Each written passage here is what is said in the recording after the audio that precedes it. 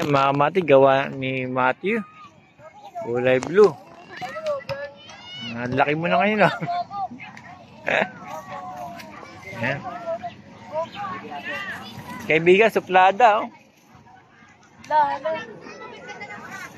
Yan, mga mati, sa ngayon, uso na uli. Bumalik uli ako dito sa Grantsville para magtinda ng saranggola. Ngayon, marami na nagpapalipad ng saranggola. Nagkita-kita uli kami ng mga suki ko. Yan, si Matthew. Iyon. Yung isa, ayaw humarap.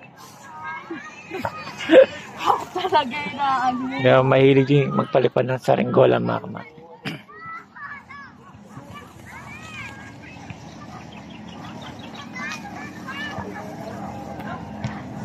Mga mati, matanda, bata, pwedeng magpalipad sa saranggola. Yes, sir. Kaibigan. Ito si kaibigan. Magaling magpalipad ng saranggola. Kaibigan.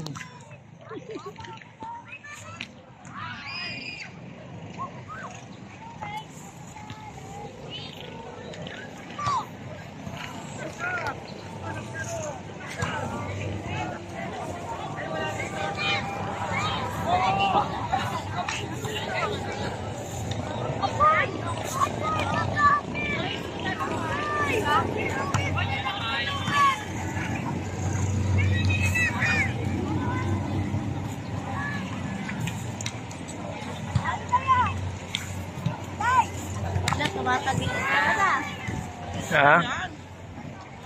Oh? Ganda.